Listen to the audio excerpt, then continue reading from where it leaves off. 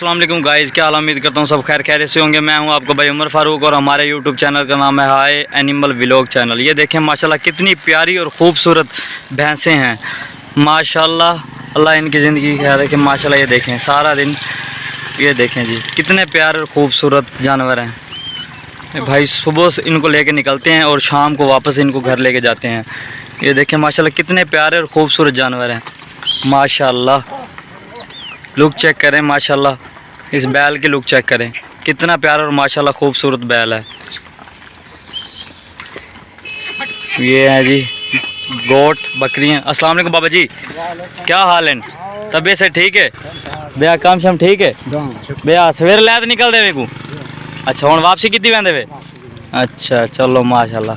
मैं हूँ आपका भाई उमर फारूक और हमारे यूट्यूब चैनल का नाम है हाय एनिमल व्लॉग चैनल। ये देखें माशाल्लाह प्यारी और खूबसूरत भैंसें हैं। तमाम दोस्तों से हमारी ये छोटी सी रिक्वेस्ट होती है, प्लीज़ हमारे यूट्यूब चैनल को सब्सक्राइब करें, लाइक करें, शेयर करें। Thank you so much. Next video में हाजिर होंगे। हमें दीजिए इजाज़त। अल्लाह हाफिज़।